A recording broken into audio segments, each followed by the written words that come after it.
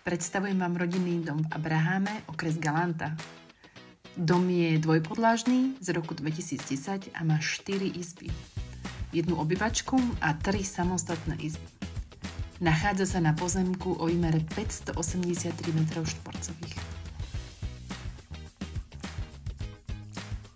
Na prízemí rodinného domu sa nachádza kúpeľňa so sprchovým kútom a toaletou.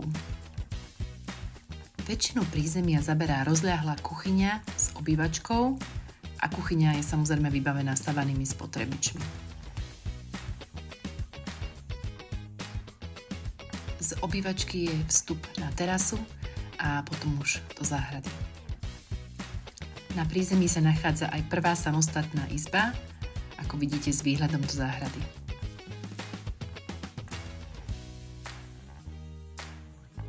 Rodinný dom na prízemí disponuje podlahovým vykurovaním.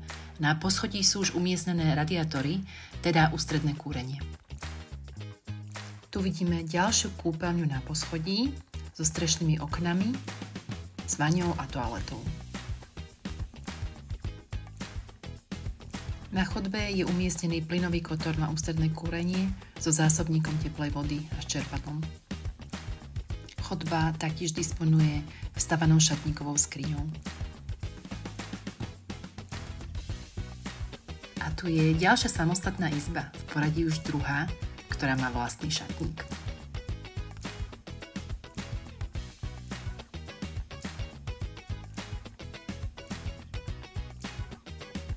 A tretia samostatná izba s výhľadom do ulice.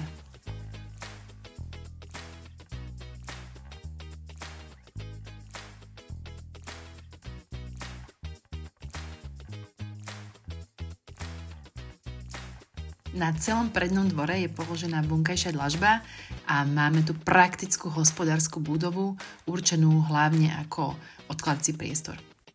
Na zadnom dvore vidíme terasu s kvalitnou drevenou dlažbou a v záhrade vidíme krb, bazén, drevený záhradný domček a vyvýšené záhony. V drevenom záhradnom domčeku je 1 izba, ktorá môže slúžiť ako hosťovská.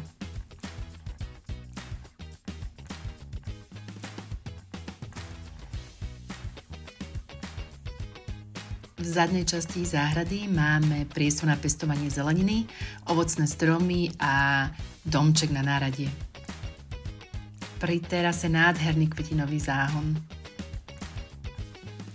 Pre viac informácií alebo kvôli obhliadke tejto nehnuteľnosti kontaktujte priamo mňa na telefónnom čísle 0904 04 2208. Pekný deň vám želám.